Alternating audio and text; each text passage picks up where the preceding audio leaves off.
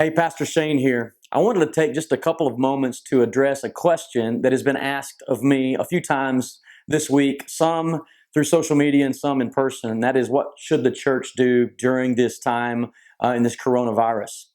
I want you to know that this is one of the most difficult decisions that I've made in a long time. And it was something that I didn't come about lightly. I was torn between two thoughts. On the one hand, I believe that we should be considerate and loving of our neighbors, and we should also submit to the authorities that God has placed over us.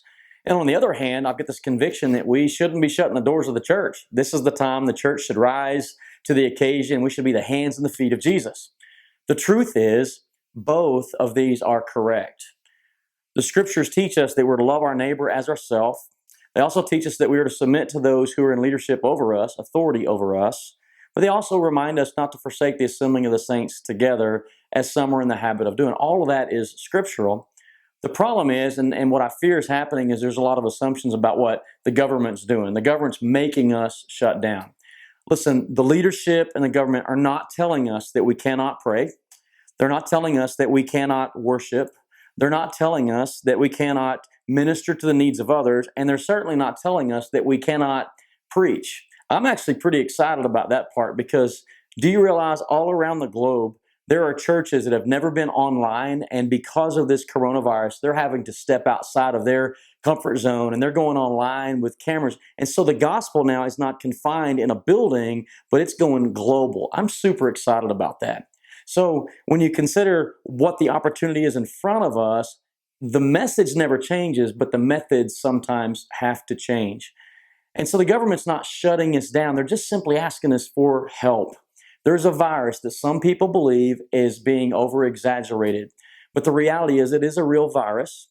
Some of the medical professionals, I'm not a medical professional, have said that 85% of the people that get the virus won't feel any of the effects of it at all, or very minor effects. And then yet there's 15% that it could be very dangerous for. And so as a pastor, I just had to ask myself the question, do I care about that 15% too? And obviously I do. I love and care for everyone.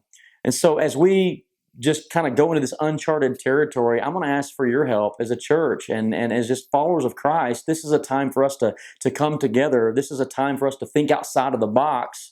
This is a time for us to be the hands and the feet of Jesus. So if you have a neighbor, or if you go to a store and you see an associate, just seize that moment, that opportunity to be an encouragement to them. Tell them how much you appreciate what they're doing. They're fearful. They're worried about the virus as well. So be the hands and the feet of Jesus there, whether it's through email, whether it's through Facebook, a phone call, a text message. Just use this opportunity to love on the people that God puts around you or puts on your heart.